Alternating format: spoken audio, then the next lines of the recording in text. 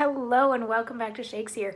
We are still working on Love's Labour's Lost, and we get to hear from Berowne today in the farcical scene, which is Act 4, Scene 3 in a lot of versions, but still just part of Act 4 in the folio. So we had each of the men come out and read their sonnets and then jump into a bush as the next guy came out. Berowne being the first one on stage, the first one to jump into the bushes, then the king, then Longueville, then Dumaine. But right after Dumaine, then Longueville jumped out and said, "Ha ha, I gotcha." And yesterday we had the king jumping out and say, "Ha ha, I got the both of you." And today we get Berowne saying, "Now I step forth to whip hypocrisy.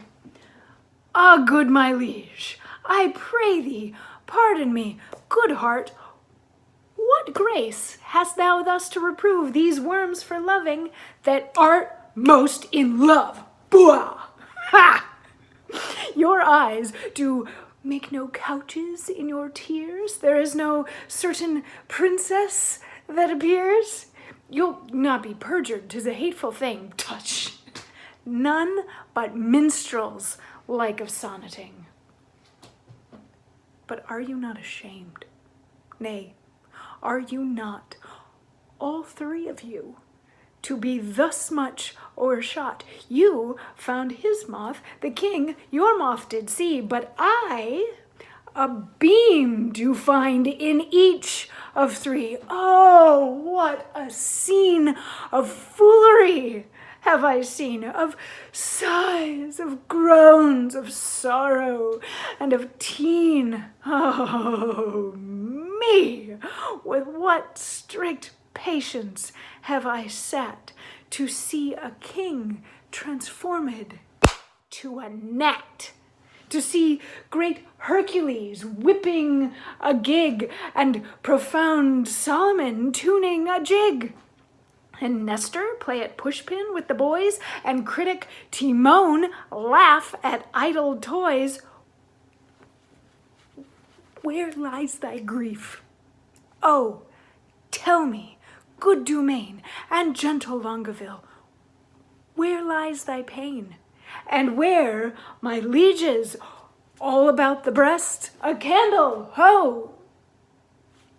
And then the king says that he's being too mean.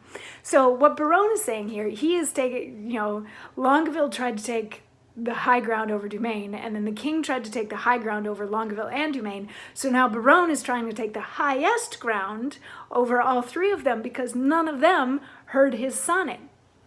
But little spoiler, that's actually about to come up right about here. So what he's saying is that he has seen that all three of them are in love, and this is so disappointing to see all of them break their oaths and turn into these, whiny schoolboy type things that are just gushing about how much they're in love. This is so sad to see all of them fall so far. And the king is like, "Come on, you're being overly mean." And he's like, But am I really, me, who is the paragon of virtue in this, the only one that hasn't broken an oath?" And he tries to leave, but then Jaconetta and Costard show up. And as we all remember, Jaconetta and Costard are in possession of Berowne's letter to Rosalind because Costard took it to the wrong person. He was supposed to give Armado's letter to Jaconetta, but he gave Berowne's letter to Jaconetta. And when Jaconetta brought this to the attention of Armado said, "You got to take that to the king because this means that one of his men is forsworn." So Jaconetta and Costard show up while Berowne is like up on his high horse, and they're like, "We have this letter for the king." And the king is like, "Nah, Berowne, you read it." So he hands off the letter that would have proven that Berowne is also in love. He hands it to Berowne, and Berowne looks at it, sees that it's his letter, and starts ripping it up. And then they're like, "Wait a second, why are you ripping up this letter?" And they go after him, and they're like grabbing at it, and they pull up little bits of paper, and they're like, "This was a letter from Berowne to somebody." And they piece together that Berowne has also written a sonnet. So all four of them are in the same boat. They all get to do the toxic masculine thing of making fun of each other for being in love, but here they are now in love, and now they got to figure out what they're going to do about it. And they have some ideas, and we will hear those ideas tomorrow. I will see you then. Mwah.